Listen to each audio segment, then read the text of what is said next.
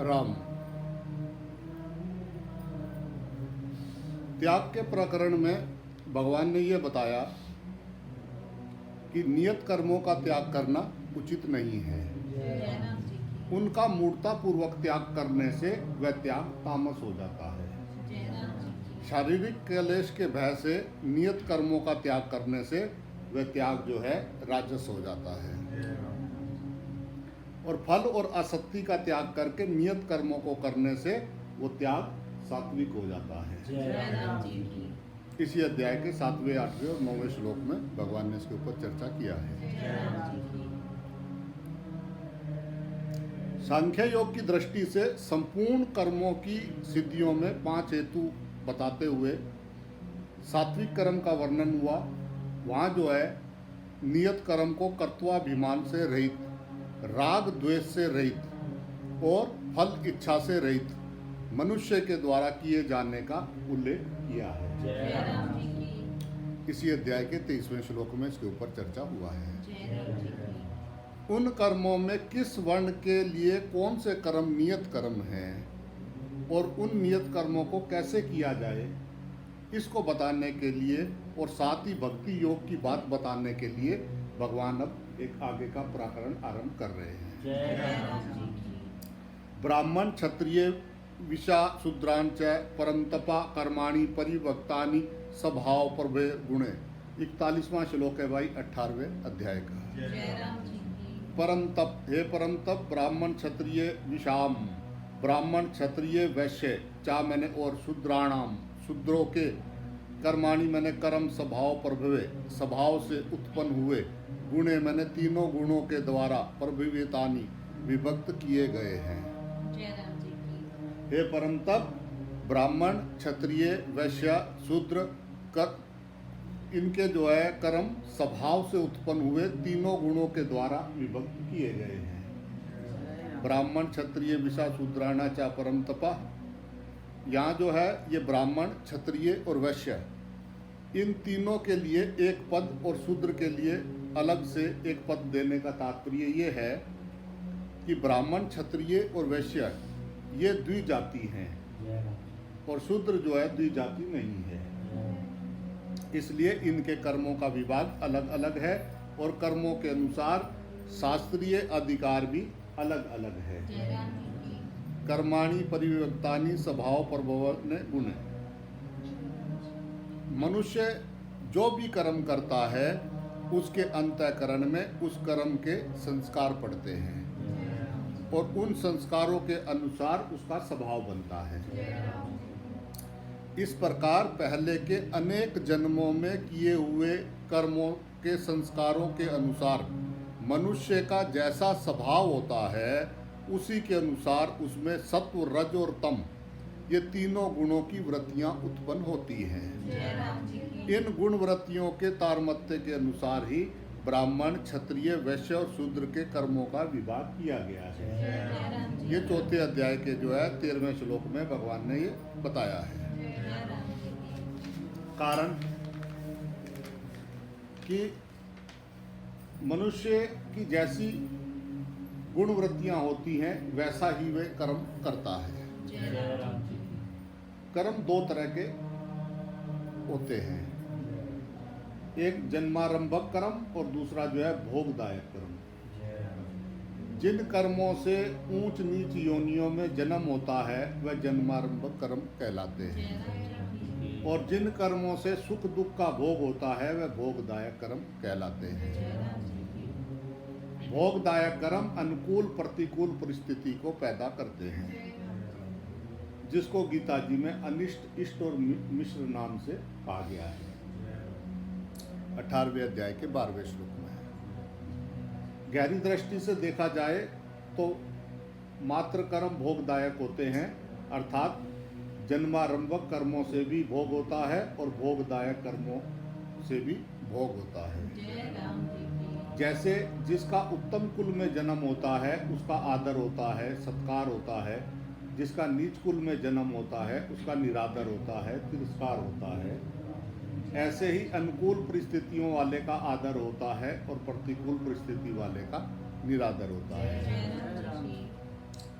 इसका तात्पर्य ये है कि आदर और निरादर रूप से भोग तो जन्मारंभक और भोगदायक दोनों कर्मों का होता है, परंतु जन्मारंभक और भोगदायक जो जन्मारंभक कर्म से जो जन्म होता है उसमें आदर निरादर रूप भोग गौण होता है, क्योंकि आदर निरादर कभी कभी हुआ करते हैं, हरदम नहीं हुआ करते। और भोगदायक कर्मों से जो अनुकूल प्रतिकूल परिस्थितियां आती हैं उनमें परिस्थिति का भोग मुख्य होता है और परिस्थिति हरदम आती रहती है।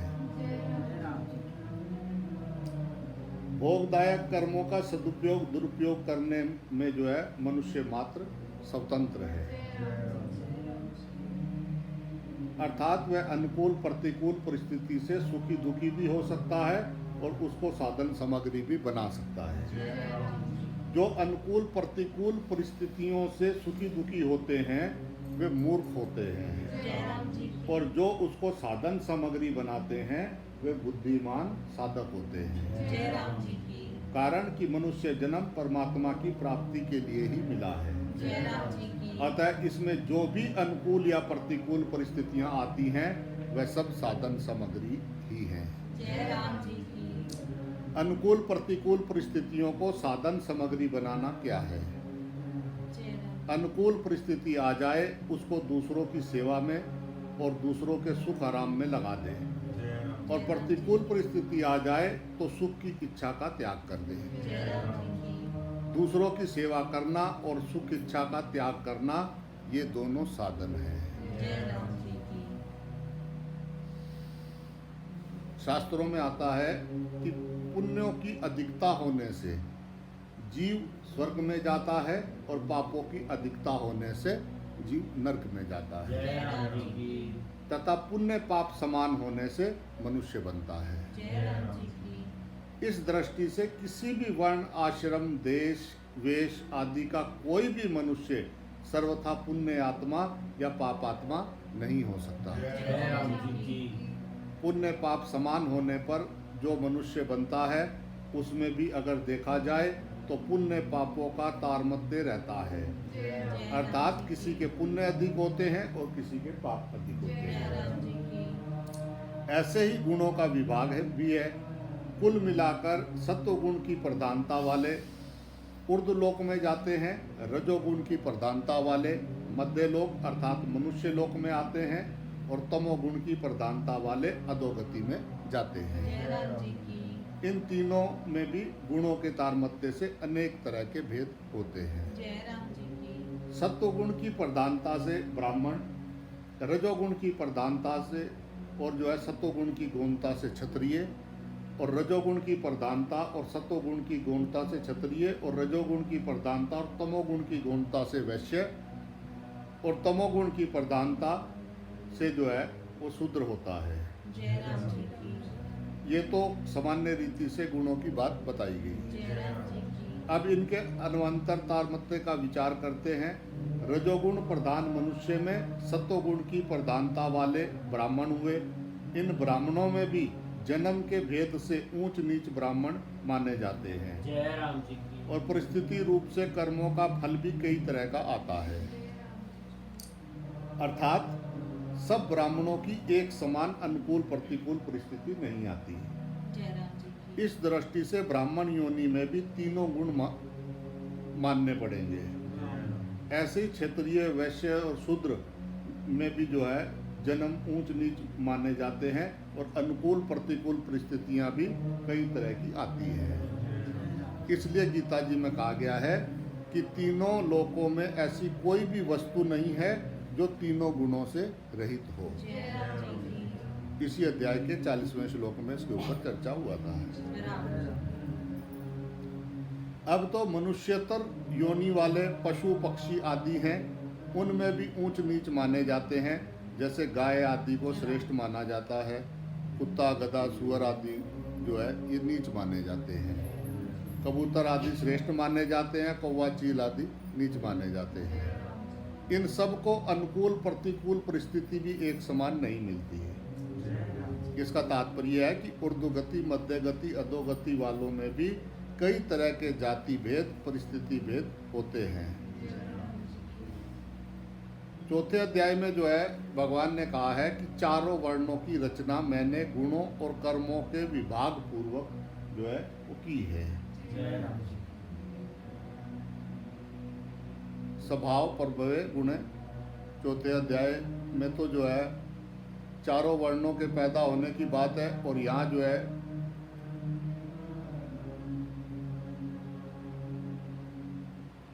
चारों वर्णों के जो है कर्मों की बात है। इसका तात्पर्य ये हुआ कि चौथे अध्याय में भगवान ने बताया कि चारों वर्णों का जन्म पूर्व जन्म के गुणों के अनुसार हुआ है। और यहाँ बताते हैं कि जन्म के बाद चारों वर्णों के अमुक अमुक कर्म होने चाहिए, जिनके अनुसार उनके आगे गति होती है। शमो दमस्तप सोच शांति राजसुमेव च ज्ञान विज्ञान मस्ति ब्रह्म कर्म स्वभावजम। 42वां श्लोक है 18वें अध्याय का। शम यानी मन का निग्रह करना, दम इंद्रियों को वश में करना, तप धर्म पालन के लिए कष्ट सहना, सोचम बाहर भीतर से शुद्ध रहना,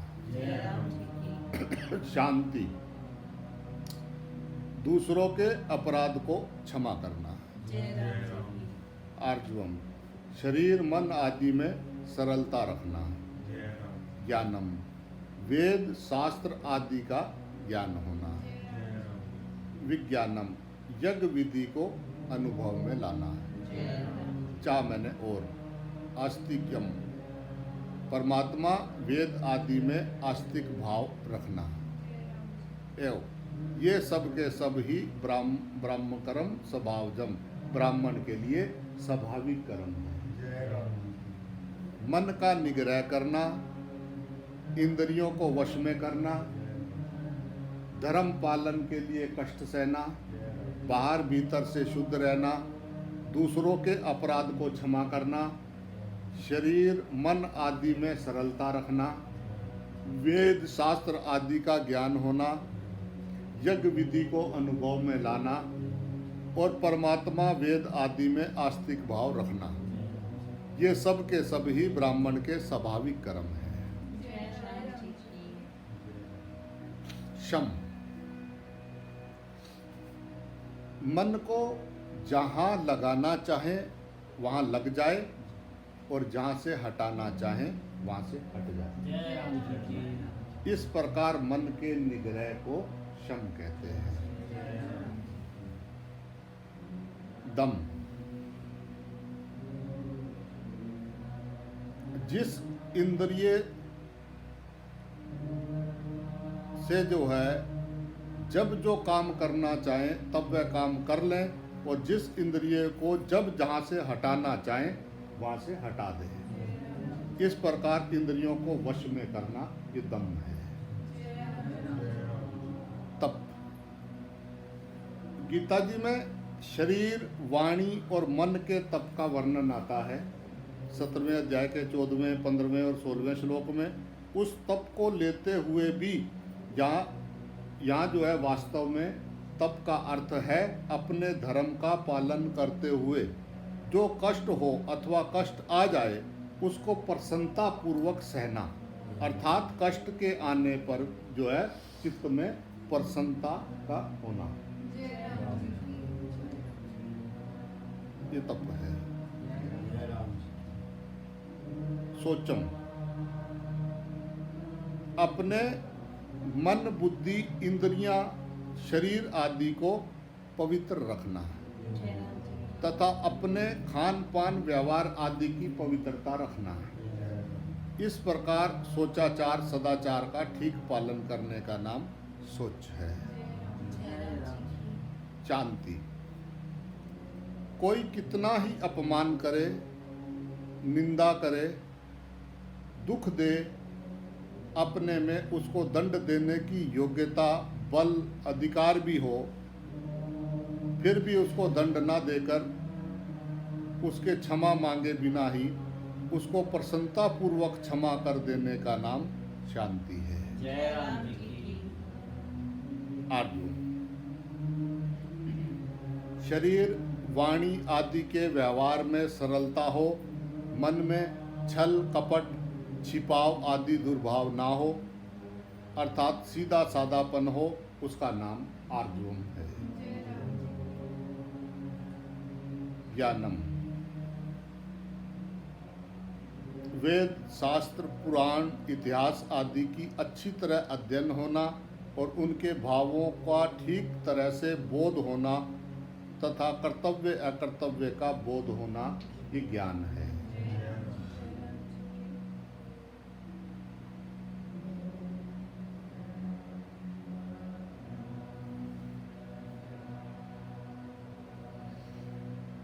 जैसे परीक्षा में जो है अनेक विषय होते हैं और उन विषयों में से किसी विषय में कम और किसी विषय में अधिक नंबर मिलते हैं। उन सभी विषयों के नंबर को मिलाकर कुल जितने नंबर आते हैं उनसे परीक्षा फल तैयार होता है।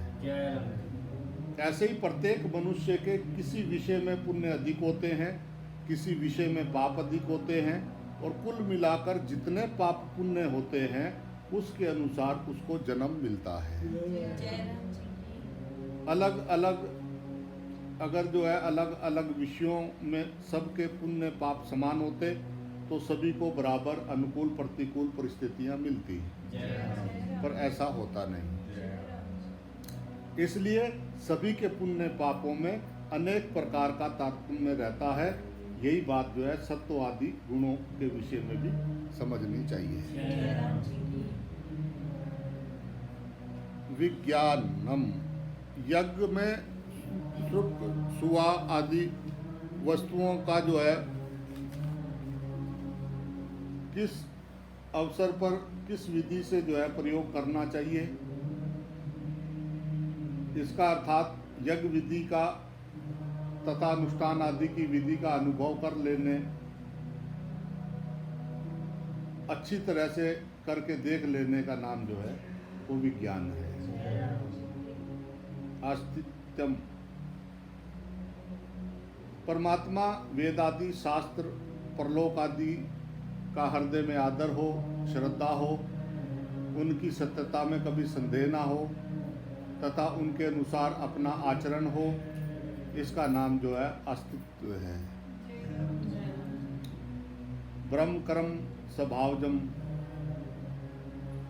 ये जो शम दम आदि ब्राह्मण के स्वाभाविक कर्म यानी गुण हैं, अर्थात इन कर्मों यानी गुणों को धारण करने में ब्राह्मण को परिश्रम नहीं करना पड़ता है। जिन ब्राह्मणों में सत्व गुण की प्रधानता है, जिनकी वंश परंपरा परम शुद्ध है और जिनके पूर्व जन्मकृत कर्म भी शुद्ध हैं, ऐसे ब्राह्मणों के लिए ही शम दम आदि गुण स्वाभाविक होते हैं। उनमें जो है किसी गुण के ना होने पर अथवा किसी गुण में कमी होने पर भी उसकी पूर्ति करना उन ब्राह्मणों के लिए जो है वो सहज होता है। चारों वर्णों की रचना गुणों के तारतम्य से की गई है, इसलिए गुणों के अनुसार उस वर्ण में वे कर्म स्वाभाविक प्रकट हो जाते हैं और दूसरे कर्म जो है वो गौण हो जाते हैं। जैसे ब्राह्मण में सत्व गुण की प्रधानता होने से उसमें शम दम आदि कर्म यानी गुण स्वाभाविक आते हैं तथा जीविका के कर्म गौण हो जाते हैं, और दूसरे वर्णों में रजोगुण तथा तमोगुण की प्रधानता होने से उन वर्णों के जीविका के कर्म भी स्वाभाविक कर्मों में सम्मिलित हो जाते हैं। इसी दृष्टि से गीता जी में ब्राह्मण के स्वभाववत जो है कर्मों में जीविका के कर्म ना कह करके शम दम आदि कर्म जो है यही गुण जो है ये कहे गए हैं।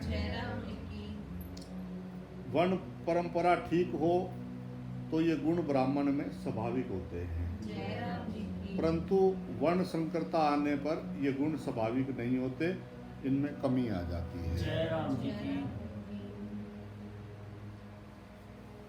स्वभाव प्रभवे गुणे।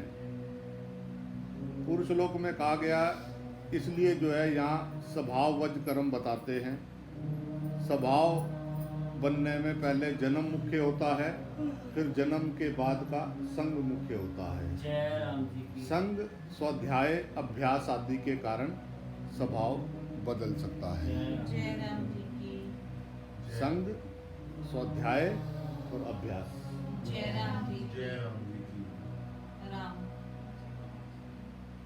कठिन है, नामुमकिन नहीं है।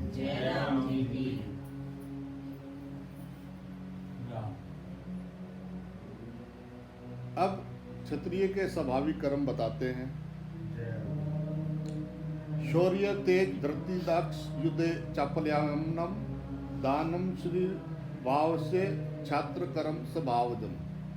ये 43वां श्लोक है भाई 18वें अध्याय का। शौर्यम यानी शूरवीरता, तेजम यानी तेज, धृति मैंने धैर्य, दाक्ष्यम मैंने प्रजा के संचालन आदि की विशेष चतुरता, चा मैंने तथा, युद्ध मैंने युद्ध में, अपि मैंने कभी, अपलायनम पीठ ना दिखाना, दानम दान करना, चा मैंने और, ईश्वर भाव शासन करने का भाव। ये सब के सब छात्रम मैंने क्षत्रिय के स्वभाव, जब मैंने स्वाभाविक कर्म मैंने कर्म। शूरवीरता, तेज, धैर्य, प्रजा के संचालन आदि की विशेष चतुरता तथा युद्ध में कभी पीठ ना दिखाना, दान करना, शासन करने का भाव, ये सब के सब क्षत्रिय के स्वाभाविक कर्म हैं। शौर्यम, मन में अपने धर्म का पालन करने की तत्परता हो। धर्म में युद्ध प्राप्त होने पर, युद्ध में चोट लगने पर, अंग कटने पर, मर जाने आदि की जो है किंचित मात्र भी भय ना हो। घाव होने पर भी मन में प्रसन्नता और उत्साह रहे तथा सिर कटने पर भी पहले जैसे ही अस्त्र शस्त्र चलाता रहे, इसका नाम शौर्य है। तेज, जिस प्रभाव या शक्ति के सामने पापी दुराचारी मनुष्य भी पाप दुराचार करने में हिचकते हैं, जिसके सामने लोगों की मर्यादा विरुद्ध चलने की हिम्मत नहीं होती, अर्थात लोग स्वाभाविक की मर्यादा में चलते हैं, उसका नाम तेज है। धृति, विपरीत से विपरीत अवस्था में भी अपने धर्म से विचलित ना होने और शत्रुओं के द्वारा धर्म और नीति के विरुद्ध अनुचित व्यवहार के सताए जाने पर भी धर्म तथा नीति विरुद्ध कार्य ना करके धैर्य पूर्वक उसी मर्यादा में चलने का नाम धृति है।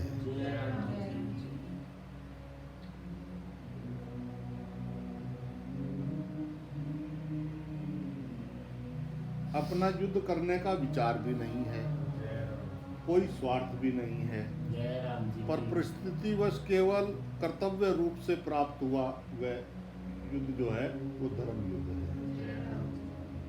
दाक्ष्यम, प्रजा पर शासन करने की, प्रजा को यथा योग्य व्यवस्थित रखने की, उसका संचालन करने की विशेष योग्यता यानी चतुराई का नाम जो है वो दाक्ष्य है। युद्धे चापल्यम, युद्ध में कभी पीठ ना दिखाना, मन में कभी हार स्वीकार ना करना, युद्ध छोड़कर कभी ना भागना, ये युद्ध में अपलायन है। दानम, क्षत्रिय लोग दान करते हैं तो देने में कमी नहीं रखते, बड़ी उदारता पूर्वक देते हैं। वर्तमान में दान पुण्य करने का स्वभाव वैश्यों में देखने में आता है, परंतु वैश्य लोग देने में कसाकसी करते हैं, अर्थात इतने से ही काम चल जाएगा तो अधिक क्यों दिया जाए, ऐसा द्रव्य का लोभ उनमें रहता है। द्रव्य का लोभ रहने से धर्म का पालन करने में बाधा आ जाती है, कमी आ जाती है, जिससे जो है सात्विक दान जो 17वें अध्याय के 20वें श्लोक में देने में कठिनता पड़ती है, परंतु क्षत्रियों में दान वीरता होती है, इसलिए यहाँ दान शब्द क्षत्रियों के स्वभाव में आया है। ईश्वर भावस्थ, क्षत्रियों में स्वाभाविक ही शासन करने की प्रवृत्ति होती है। लोगों के नीति, धर्म और मर्यादा विरुद्ध आचरण देखने पर उनके मन में स्वाभाविक ही ऐसी बात आती है कि ये लोग ऐसा क्यों कर रहे हैं, और उनको नीति धर्म के अनुसार चलाने की इच्छा होती है। जय राम जी की। अपने शासन द्वारा सबको अपनी अपनी मर्यादा के अनुसार चलाने का भाव रहता है। जय राम जी की। इस ईश्वर भाव में जो है अभिमान नहीं होता, क्योंकि क्षत्रिय जाति में नम्रता, सरलता आदि गुण देखने में आते हैं। जय राम जी की। छात्र कर्म स्वभावजम, जो मात्र प्रजा के दुखों से जो है रक्षा करे उसका नाम क्षत्रिय है। जय राम जी की। साक्षात त्रायत इति क्षत्रिय।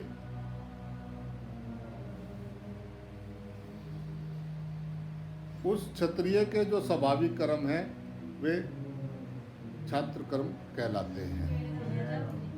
क्षत्रिय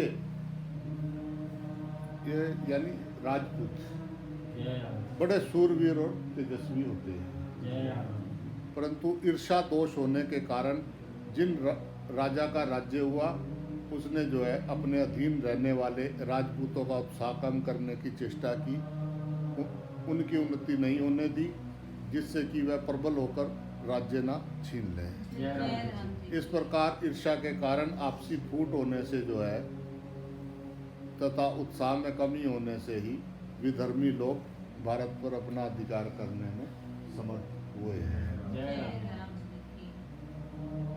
कृषि गोरक्षा वाणिज्य वैश्य कर्म स्वभावज परिताज्य कम कर्म शूद्रापि स्वभावज। वैश्य और शूद्र के स्वाभाविक कर्म बताते हैं 44वां श्लोक है 18वें अध्याय का भाई। जय राम जी की। कृषि गोरक्षा वाणिज्यम, खेती करना, गायों की रक्षा करना, व्यापार करना, ये सब के सब वैश्य कर्म स्वभावज वैश्य के स्वाभाविक कर्म हैं। तथा परिचार कृत्यम, चारों वर्णों की सेवा करना, शूद्रम मैंने शूद्र का, अपि मैंने भी, स्वभावजम स्वाभाविक की कर्म मैंने कर्म है। जय राम जी की। खेती करना, गायों की रक्षा करना, व्यापार करना, ये सब के सब वैश्य के स्वाभाविक कर्म हैं। तथा चारों वर्णों की सेवा करना, ये शूद्र की स्वाभाविक कर्म है। जय राम जी की।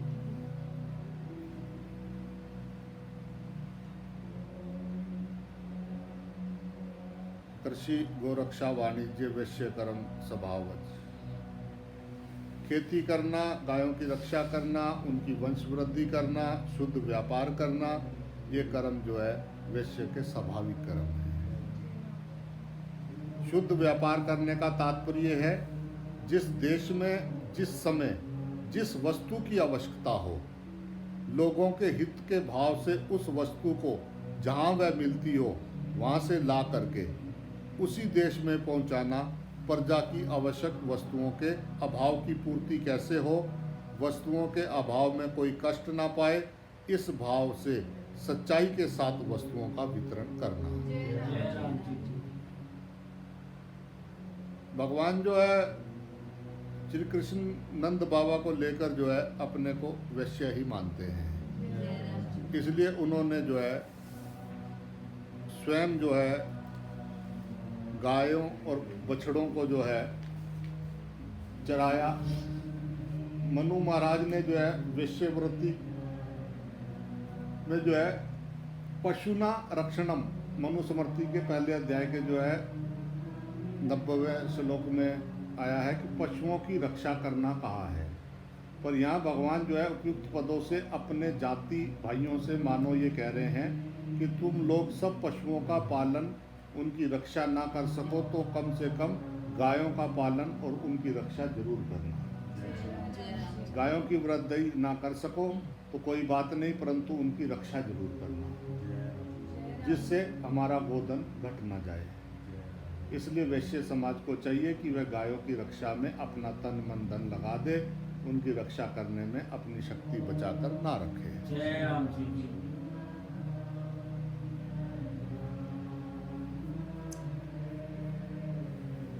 परिचारम करम शूद्रापि स्वभावजम, चारों वर्णों की सेवा करना, सेवा की सामग्री तैयार करना, चारों वर्णों के कार्य में कोई बाधा अड़चन ना आए, सबको सुख आराम हो, इस भाव से अपनी बुद्धि, योग्यता, बल के द्वारा सबकी सेवा करना, ये शूद्र का स्वाभाविक कर्म है। यहाँ की ये शंका पैदा होती है कि भगवान ने चारों वर्णों की उत्पत्ति में सत्व, रज और तम इन तीनों गुणों का कारण बताया है। इसमें तमोगुण की प्रधानता से शूद्र की उत्पत्ति बताई है, और गीता जी में जहाँ तमोगुण का वर्णन हुआ है वहाँ पर उनके अज्ञान, प्रमाद, आलस्य, निद्रा, अप्रकाश, अप्रवृत्ति और मोह ये 7 अवगुण बताए हैं। गीता जी के 14वें अध्याय के 18वां और 13वें अध्याय के 17वें श्लोक में। अतः ऐसे तमोगुण की प्रधानता वाले शूद्र से सेवा कैसे होगी? क्योंकि वह आलस्य, प्रमाद आदि में पड़ा रहेगा तो सेवा कैसे कर सकेगा? सेवा बहुत ऊंचे दर्जे की चीज है। ऐसे ऊंचे कर्म को भगवान ने शूद्र के लिए कैसे विधान किया? यदि इस शंका पर जो है गुणों की दृष्टि से विचार किया जाए तो गीता जी में आया है कि सत्व गुण वाले ऊंचे लोकों में जाते हैं, रजोगुण वाले मरकर पीछे मध्य लोक अर्थात मृत्यु लोक में जाते हैं, और तमोगुण वाले अधोगति में जाते हैं। ये 14वें अध्याय के 18वें श्लोक में आया है। इसमें भी जो है वास्तव में देखा जाए तो रजोगुण के बढ़ने पर जो मरता है वह कर्म प्रधान मनुष्य योनि में जन्म लेता है। राजसी प्रलय गत्वा कर्म संगी जायते 14वें अध्याय के 15वें श्लोक में आया है। इन सब का तात्पर्य ये हुआ कि मनुष्य मात्र रज प्रधान, रजोगुण की प्रधानता वाला है। रज प्रधान वालों में जो सात्विक, राजस और तामस 3 गुण होते हैं, उन तीनों गुणों से ही चारों वर्णों की रचना की गई है। इसलिए कर्म करना सब में मुख्य होता है और इसी को लेकर मनुष्य को कर्म योनि कहा गया है। तथा गीता जी में भी चारों वर्णों के कर्मों के लिए स्वभावज कर्म, स्वभाव नियत कर्म आदि पद आए हैं। अतः शूद्र का परिचय अर्थात सेवा करना स्वभावज कर्म है, उसमें जो है उसे परिश्रम नहीं होता। मनुष्य मात्र कर्म योनि होने पर भी ब्राह्मण, क्षत्रिय, वैश्य में विवेक विचार का विशेष तारतम्य रहता है और शुद्धि भी रहती है। परंतु शूद्र में मोह की प्रधानता रहने से उसमें विवेक बहुत दब जाता है। इस दृष्टि से शूद्र के सेवा कर्म में विवेक की प्रधानता न होकर आज्ञा पालन की प्रधानता होती है। आज्ञासम न सुसाहित सेवा मानस में आया है। इसलिए चारों वर्णों की आज्ञा के अनुसार सेवा करना, सुख सुविधा जुटा देना शूद्र के लिए ये स्वाभाविक होता है। शूद्रों के कर्म परिचायत्मक अर्थात सेवा स्वरूप होते हैं। उनके शारीरिक, सामाजिक, नागरिक, ग्रामीणिक आदि सबके सब कर्म ठीक तरह से संपन्न होते हैं, जिनसे चारों ही वर्णों के जीवन निर्वाह के लिए सुख सुविधा, अनुकूल और आवश्यकता पूर्ति होती है। चेतन जीवात्मा और जड़ प्रकृति दोनों का स्वभाव भिन्न भिन्न है। चेतन स्वाभाविक ही निर्विकार अर्थात परिवर्तन रहित है, और प्रकृति स्वाभाविक ही विकारी और परिवर्तनशील है। अतः इन दोनों का स्वभाव भिन्न भिन्न होने से इनका संबंध स्वाभाविक नहीं है, किंतु चेतन ने प्रकृति के साथ अपना संबंध मानकर उस संबंध की सद्भावना कर ली है, अर्थात संबंध है ऐसा मान लिया है। इसी को गुणों का संग कहते हैं, जो जीवात्मा के अच्छी बुरी योनि में जन्म लेने का कारण बनता है। कारण गुणों संगे सद सदो नित्मसु 13वें अध्याय के 21वें श्लोक में आया है। इस संग के कारण गुणों के तारतम्य से जीव का ब्राह्मण आदि वर्णों में जन्म होता है। गुणों के तारतम्य से जिस वर्ण में जन्म होता है उन गुणों के अनुसार ही उस वर्ण के कर्म स्वाभाविक सहज होते हैं। जैसे ब्राह्मण के लिए शम, दम आदि, क्षत्रिय के लिए शौर्य, तेज, वैश्य के लिए खेती गो रक्षा आदि, शूद्र के लिए सेवा, ये कर्म स्वतः स्वाभाविक होते हैं। इसका तात्पर्य ये है कि चारों वर्णों को इन कर्मों को करने में परिश्रम नहीं होता, क्योंकि गुणों के अनुसार स्वभाव और स्वभाव के अनुसार उनके लिए कर्मों का विधान है। इसलिए इन कर्मों में उनकी स्वाभाविक की रुचि होती है।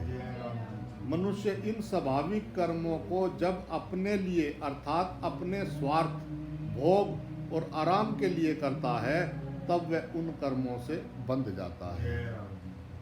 जब उन्हीं कर्मों को स्वार्थ और अभिमान का त्याग करके निष्काम भाव पूर्वक संसार के हित के लिए करता है, तब वो कर्म योग हो जाता है और उन्हीं कर्मों से सब संसार में व्यापक परमात्मा का पूजन करता है, अथवा भगवत परायण होकर केवल भगवत संबंधी कर्म जप, ध्यान, सत्संग, स्वाध्याय आदि करता है, तब वह भक्ति योग हो जाता है। फिर प्रकृति के गुणों का सर्वथा संबंध विच्छेद हो जाने पर केवल एक परमात्मा तत्व ही रह जाता है, जिसमें सिद्ध महापुरुषों के स्वरूप की स्वतः सिद्ध, स्वतंत्र, अखंड निर्विकारता की अनुभूति रह जाती है।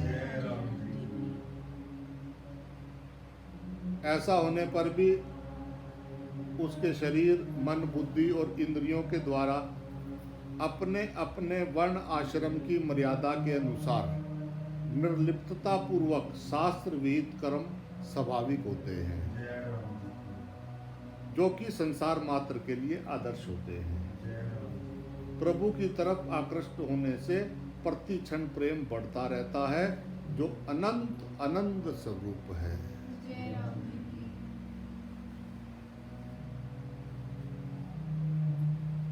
एक प्रश्न ये उठता है कि जाति जो है जन्म से मानी जाए या कर्म से।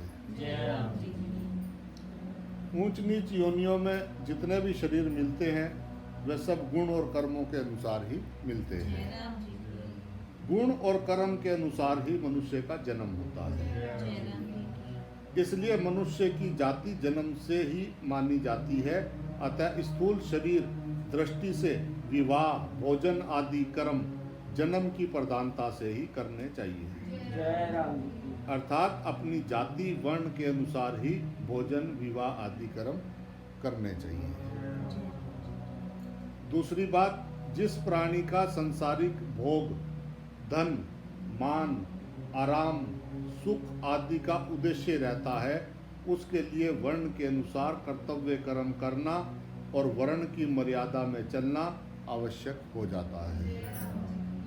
यदि वह वर्ण की मर्यादा में नहीं चलता तो उसका पतन हो जाता है।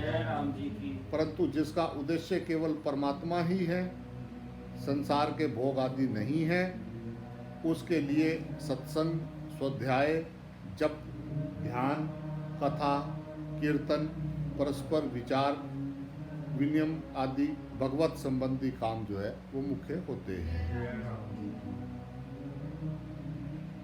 इसका तात्पर्य यह है कि परमात्मा की प्राप्ति में प्राणी के परमार्थिक भाव, आचरण आदि की मुख्यता है, जाति या वर्ण की नहीं। तीसरी बात, जिसका उद्देश्य परमात्मा की प्राप्ति का है, वह भगवत संबंधी कार्यों को मुख्यता से करते हुए भी वर्ण आश्रम के अनुसार अपने कर्तव्य कर्मों को पूजन बुद्धि से केवल भगवत प्रीति ही करता है। आगे जो है 46वें श्लोक में भगवान ने बड़ी श्रेष्ठ बात बताई है कि जिससे संपूर्ण संसार पैदा हुआ है और जिसमें संपूर्ण संसार व्याप्त है, उस परमात्मा का ही लक्ष्य रखकर उसके प्रत्यार्थ ही पूजन रूप से अपने अपने वर्ण के अनुसार कर्म किए जाएं, इसमें मनुष्य मात्र का अधिकार है। देवता, असुर, पशु, पक्षी आदि का स्वतः अधिकार नहीं है, परंतु उनके लिए भी परमात्मा की तरफ से निषेध नहीं है। परंतु उनके लिए भी जो है कारण कि सभी परमात्मा का अंश होने से परमात्मा की प्राप्ति के लिए के सभी अधिकारी हैं। प्राणी मात्र का भगवान पर पूरा अधिकार है। इससे भी ये सिद्ध होता है कि आपस के व्यवहार में अर्थात रोटी बेटी और शरीर आदि के साथ बर्ताव में तो जन्म का प्रधानता है और परमात्मा की प्राप्ति में भाव विवेक और कर्म की प्रधानता है। इसी आशय को लेकर भगवताकार ने कहा है कि जिस मनुष्य के वर्ण को बताने वाला जो लक्षण कहा गया है वह यदि दूसरे वर्ण वाले में भी मिले तो उसे भी उसी वर्ण का समझ लेना चाहिए। अभिप्राय यह है कि ब्राह्मण के शम दम आदि जितने लक्षण हैं वे लक्षण या गुण स्वाभाविक ही किसी में हो तो जन्म मात्र से नीच होने पर भी उसको नीच नहीं मानना चाहिए। ऐसे ही महाभारत में युधिष्ठिर और नपुंस के संवाद में आया है कि जो शूद्र आचरण में श्रेष्ठ है उस शूद्र को शूद्र नहीं मानना चाहिए और जो ब्राह्मण ब्रह्मचित कर्मों में से रहित है उस ब्राह्मण को ब्राह्मण नहीं मानना चाहिए। अर्थात वहाँ कर्मों की ही प्रधानता ली गई है, जन्म की नहीं। शास्त्रों में जो ऐसे वचन आते हैं उन सब का तात्पर्य है कि कोई भी नीच वर्ण वाला साधारण से साधारण मनुष्य अपनी परमार्थिक उन्नति कर सकता है। इसमें संदेह की कोई बात नहीं है। इतना ही नहीं, वह उसी वर्ण में रहता हुआ शम दम आदि जो सामान्य धर्म है उनका संगोपांग पालन करता हुआ अपनी श्रेष्ठता को प्रकट कर सकता है। जन्म तो पूर्व कर्मों के अनुसार हुआ है, उसमें वह बेचारा क्या कर सकता है, परंतु वह नीच वर्ण में रहकर भी वह अपनी नई उन्नति कर सकता है। इस नई उन्नति में प्रोत्साहित करने के लिए ही शास्त्र वचनों का आशय मालूम देता है कि नीच वर्ण वाला भी नई उन्नति करने में हिम्मत ना हारे। जो ऊंचे वर्ण वाला होकर भी वर्णोचित काम नहीं करता उसको भी अपने वर्णोचित काम करने के लिए शास्त्रों में प्रोत्साहित किया गया है।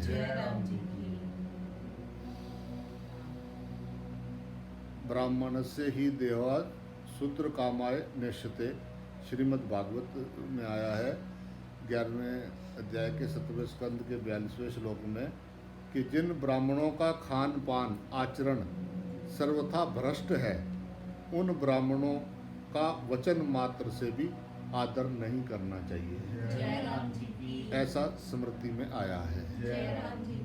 परंतु जिनके आचरण जो है श्रेष्ठ हैं, जो भगवान के भक्त हैं,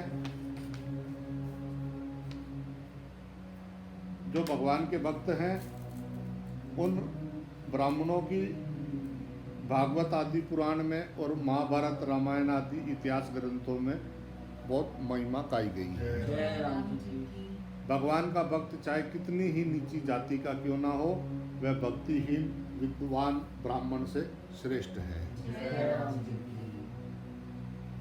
ब्राह्मण को विराट रूप भगवान का मुख, क्षत्रिय को हाथ, वैश्य को उरु यानी मध्य भाग और शूद्र को पैर बताया गया है।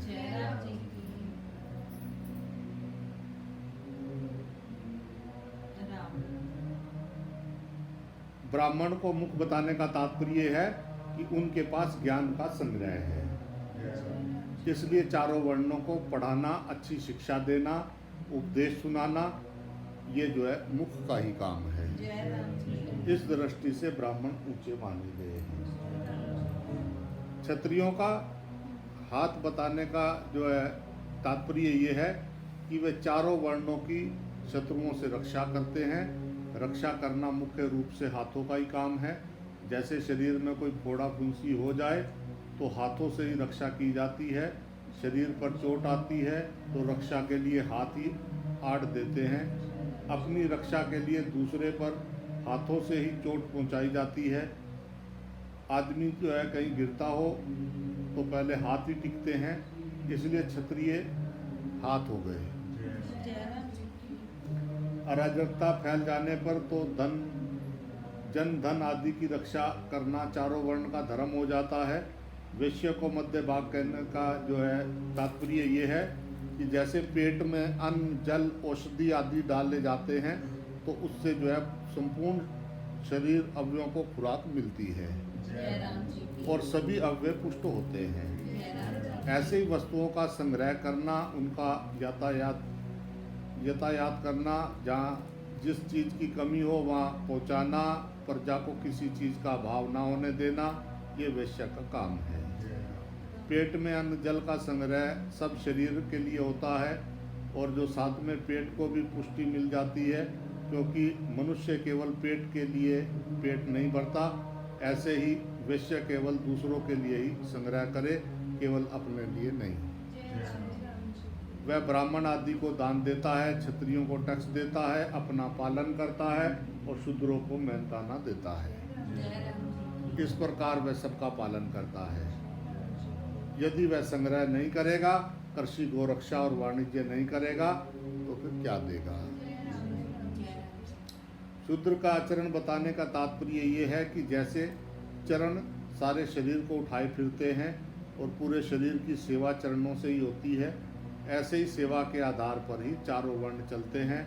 शूद्र अपनी सेवा कर्म के द्वारा सबके आवश्यक कार्यों की पूर्ति करता है। जय राम जी की उपयुक्त विवेचन में एक ध्यान देने की बात यह है कि गीता जी में चारों वर्णों के उन स्वाभाविक कर्मों का वर्णन है जो कर्म स्वतः होते हैं, जय राम जी अर्थात उनको करने में अधिक परिश्रम नहीं पड़ता है। जय राम जी चारों वर्णों के लिए और भी दूसरे कर्मों का विधान है, उनको स्मृति ग्रंथों में देखना चाहिए और उनके अनुसार अपने आचरण बनाने चाहिए। जय राम जी गीता जी के 16वें अध्याय के 24वें श्लोक में बताया है। जय वर्तमान में जो है चारों वर्णों में गड़बड़ी आ जाने पर यदि चारों वर्णों के समुदाय को इकट्ठा करके अलग अलग समुदाय में देखा जाए तो ब्राह्मण समुदाय में शम दम आदि गुण जितने अधिक मिलते हैं उतने क्षत्रिय वैश्य और शूद्र समुदाय में नहीं मिलते हैं। जय राम जी की यदि कोई ब्राह्मण को श्रद्धा का निमंत्रण देना चाहे तो वह श्राद्ध के पहले दिन दे, जो है ये इनका जय राम जी की बोलना। जय राम जी की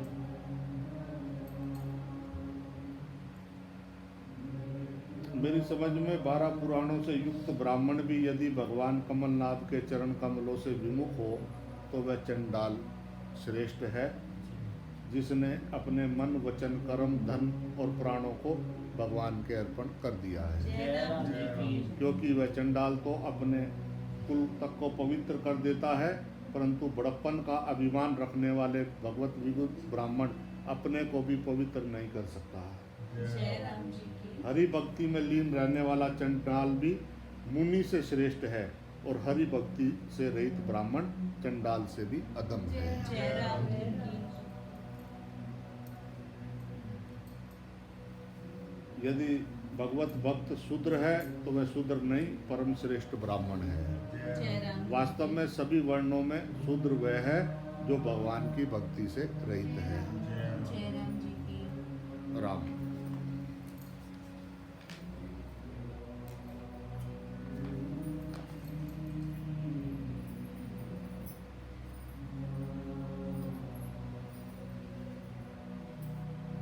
राम वास्तव में देखा जाए तो जो है जो वर्ण आश्रम में जितना ऊंचा होता है उसके लिए शास्त्रों के अनुसार उतने ही कठिन नियम होते हैं। जय राम जी की उन नियमों का संगोपांग पालन करने में कठिनता अधिक मालूम देती है, परंतु जो वर्ण आश्रम में नीचा होता है उसका कल्याण सुगमता से हो जाता है। जय राम जी इस विषय में जो है विष्णु पुराण में कथा आती है कि एक बार जो है बहुत से ऋषि मुनि मिलकर श्रेष्ठता का निर्णय करने के लिए भगवान वेद व्यास जी के पास गए। जय राम जी की व्यास जी ने सबको आदरपूर्वक बिठाया और स्वयं गंगा जी में स्नान करने चले गए। जय राम जी की गंगा जी में स्नान करते हुए उन्होंने कहा, कलयुग तुम धन्य हो, स्त्रियां तुम धन्य हो, जय राम जी शूद्र तुम धन्य हो। जय राम जी जब व्यास जी स्नान करके ऋषियों के पास आए तो ऋषियों ने कहा, महाराज आपने कलयुग स्त्रियों और शूद्रों को धन्यवाद कैसे दिया? तो उन्होंने कहा कि कलयुग में अपने धर्म का पालन करने से स्त्रियां और शूद्रों का कल्याण जल्दी और सुगमता पूर्वक हो जाएगा। जय राम जी की। यहाँ एक और बात सोचने की है कि जो अपने स्वार्थ का काम करता है वह समाज में और संसार में आदर का पात्र नहीं होता। जय राम जी की। समाज में ही नहीं, राम। घर में भी जो व्यक्ति पेटू और चट्टू होता है उसको दूसरे निंदा करते हैं। जय राम जी की। ब्राह्मणों ने स्वार्थ दृष्टि से अपने ही मुंह में अपनी ब्राह्मणों की प्रशंसा श्रेष्ठता की बात नहीं कही है, उन्होंने ब्राह्मणों के लिए त्याग ही बताया है। जय राम जी की।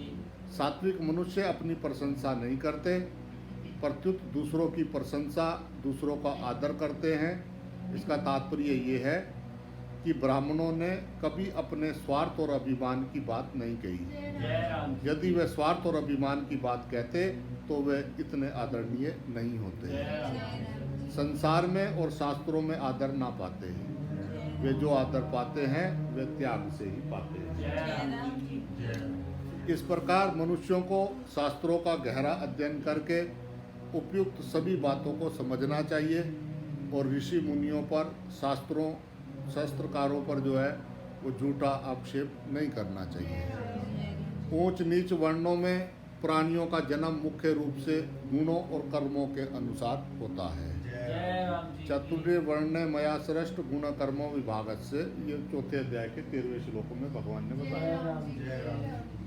राम। परंतु ऋणानुबंध, शाप, वरदान, संग आदि किसी कारण विशेष से भी ऊंच नीच वर्णों में जन्म हो जाता है। उन वर्णों में जन्म होने पर भी वे अपने पूर्व स्वभाव के अनुसार ही आचरण करते हैं। जय राम जी। यही कारण है कि ऊंचे वर्ण में उत्पन्न होने पर भी उनके नीच आचरण देखे जाते हैं। जैसे धुंधुकारी आदि, और नीच वर्ण में उत्पन्न होने पर भी वे महापुरुष होते हैं, जैसे विदुर, कबीर, रैदास आदि।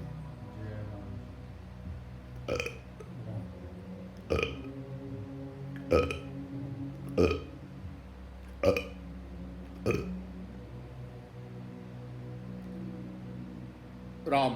आज जिस समुदाय में जातिगत, कुल परंपरागत, समाजगत और व्यक्तिगत जो भी शास्त्र विपरीत दोष आए हैं उनको अपने विवेक, विचार, सत्संग, स्वाध्याय आदि के द्वारा दूर करके अपने में स्वच्छता, निर्मलता, पवित्रता लानी चाहिए, जय राम जी। जिससे अपने मनुष्य जन्म का ध्येय सिद्ध हो जाए।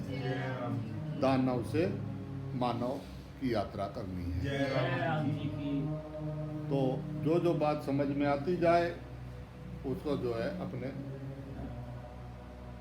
स्वभाव में उसको लाने का प्रयत्न करें। जय राम जी की।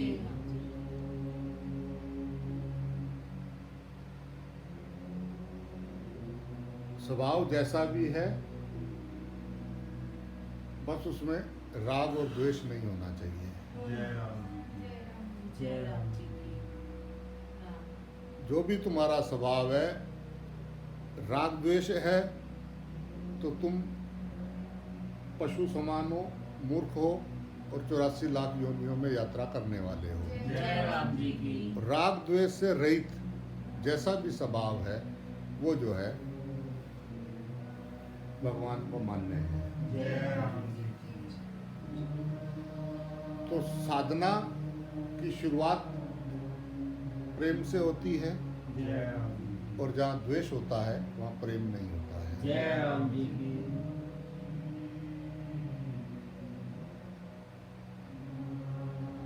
तो आध्यात्मिक इंसान आध्यात्मिक पथ पे चलना है, अपना ध्यान रखना है, जय राम जी की। बार बार अपने को चेक करना है, देखना है कि मेरे अंतस्थ में क्या है। जय राम जी की। अगर कोई भी बुरा विचार आता है, किसी से राग द्वेष होता है तो हमने हमारी आंख पे पर्दा पड़ा है। जय राम जी की। तो तुरंत उसको हटे कैसे? जब श्वास श्वास राम राम राम जपे। पहले बेकरी से जपे, फिर पशंती मध्यमा और फिर जो है परा। परा यानी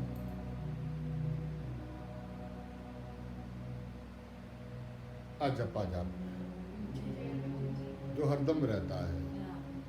वो श्वास श्वास नाम जपता है तो हो गया पशंती हृदय में। सांस अंदर गई राम, बाहर आई राम, हे राम हे राम। राम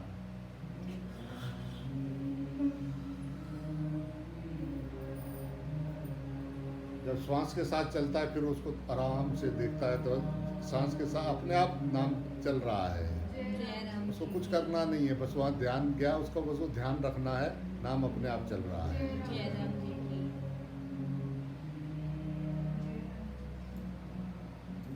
तो फिर पहुंच जाता है वो अजपा जाप में। वो नहीं जप रहा है, सांस अपने आप नाम जप रही है। जय राम जी की।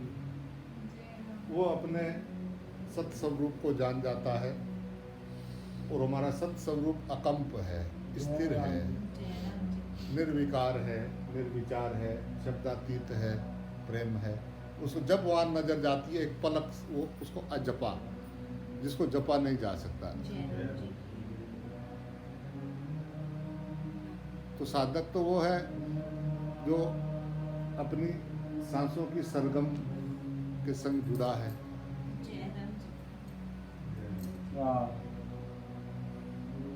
मेरा हरि मोको भजे, मैं पाऊं विश्राम।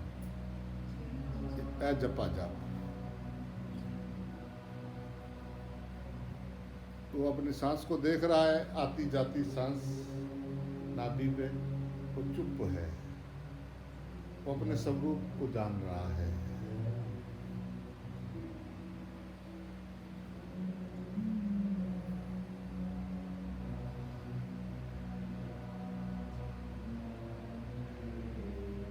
हम उस अवस्था में नहीं रह पाते, इसका कारण ये है कि हम रोज कुछ समय बैठते नहीं हैं। जय राम जी की। हम उस समय बैठते नहीं हैं, यही कारण है कि हम उस अवस्था में नहीं रह पाते हैं। जय राम जी की।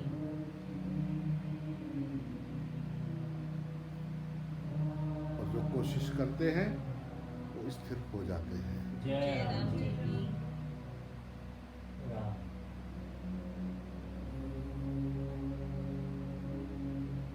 हर चीज का समय है हमारे पास। 10 मिनट आधा घंटा बैठ के अपनी आती जाती श्वास को देखना है। रात को जब सोएं तो सांस अंदर जाए राम, बाहर आए एक। सांस अंदर जाए राम, बाहर आए दो। जय राम। 108 की एक माला होती है, तो कितनी माला करते हैं हम सोने से पहले? जय राम जी। क्या हम बिना विचार आए 108 बार कर सकते हैं? जय राम। किया ट्राई। सीधे लेट गए शवासन में, बिल्कुल सीधे, सांस अंदर गई राम, बाहर आया एक। तो क्या ऐसे करते करते 108 तक बिना विचार बिना भूले हम कर सकते हैं? जय राम जी। एक माला होती है, श्वासादी माला नल, सिमरा में तेरा नाम, हे राम हे राम हे राम। नाम जो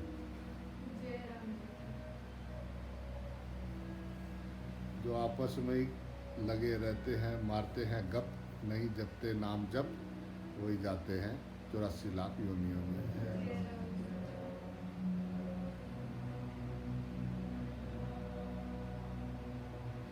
दूसरे में कितना इंटरेस्ट है, दूसरे के बारे में जानने का। अपने जानने के बारे में इंटरेस्ट नहीं है कि मैं कौन हूँ। जय राम।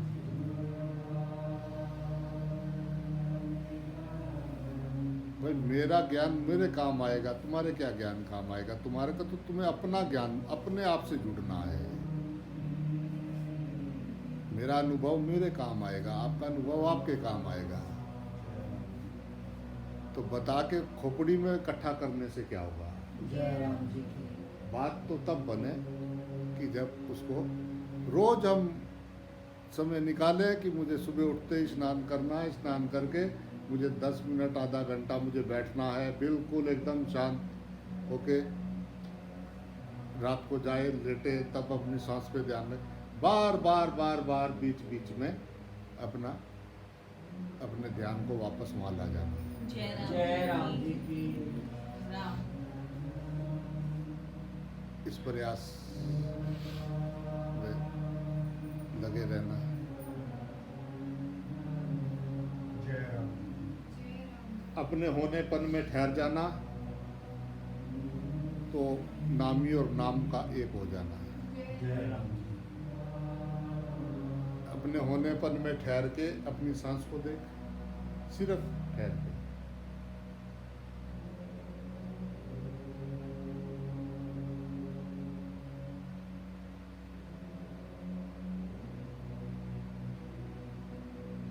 सिर्फ तेरा होनापन।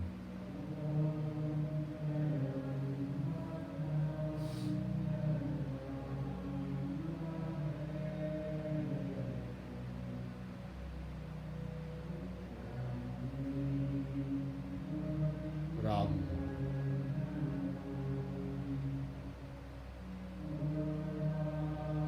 किसी से कोई शिकायत नहीं रही।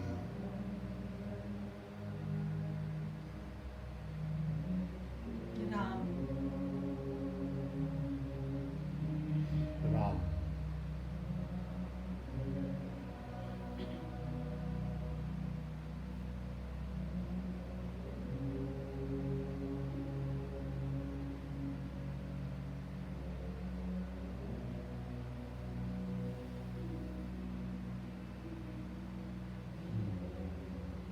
सारे शरीर प्राण के हैं और वो मेरे हृदय में है।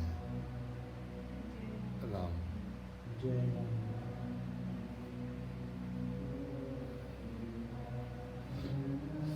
कोई मांग नहीं है, कोई शिकायत नहीं है, किसी से द्वेष नहीं है।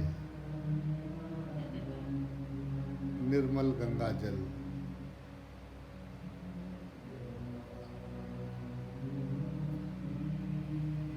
उस था गहराई में, इतना गहरा है, इतना गहरा है, इतना गहरा है कि जो ढूंढने गया वो खो गया। जय राम जी इतना गहरा है।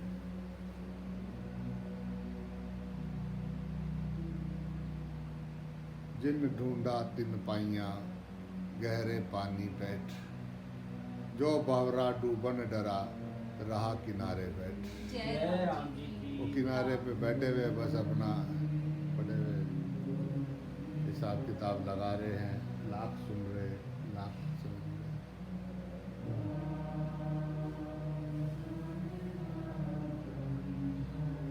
आओ चले अनंत की ओर, जय राम आओ कदम बढ़ाएं, चलो छोटी सी शुरुआत करें। अपने श्वास का ध्यान रखें। 24,600 श्वास में श्री हरि राम, श्री राम, सीताराम सीताराम, ओम हरि ओम हरि ओम हरि, वाहेगुरु वाहेगुरु, ओम गुरु ओम गुरु। जो जिसको भावे वही प्राण में समावे।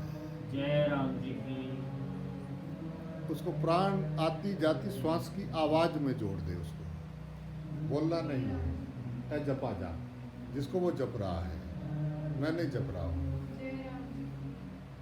बस तू ध्यान से देख, वो वही बोल रहा है आता जाता। श्री हरि श्री हरि श्री हरि।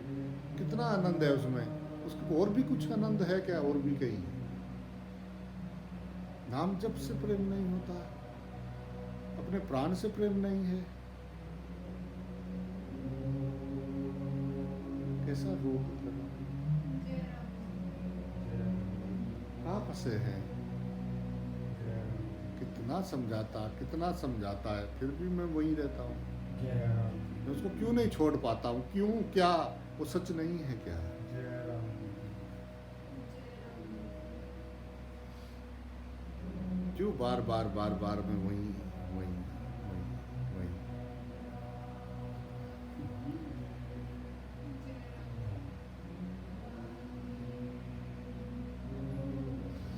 अपने घर में रहो, शांत रहो, आनंद में रहो। अस्पताल में जाओगे तो और परेशानी होगी, हिल नहीं पाओगे अस्पताल में। और फोटो में रहोगे तो बिल्कुल स्थिर रहोगे। जय राम जी फोटो माला डली होगी, फिर बिल्कुल भी नहीं हिल पाओगे। इसलिए अपने घर में रहो और शांत रहो। जय राम जी की बोलना। जय राम जी। स्वतंत्रता अपने घर में है।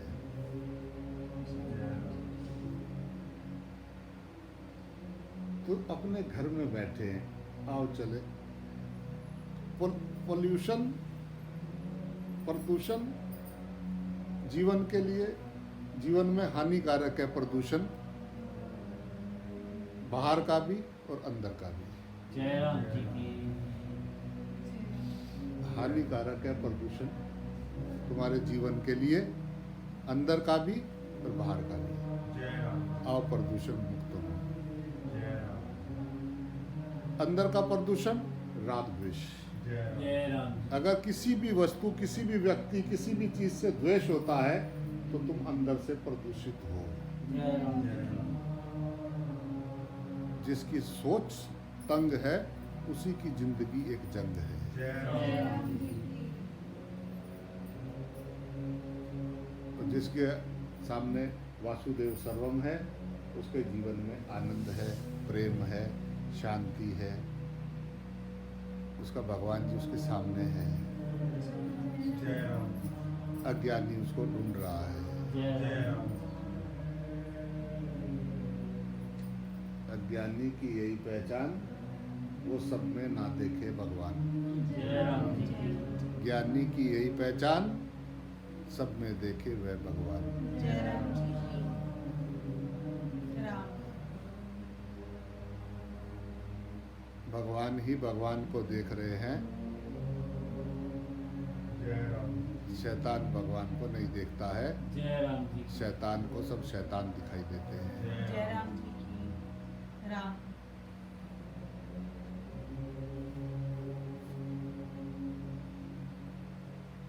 राम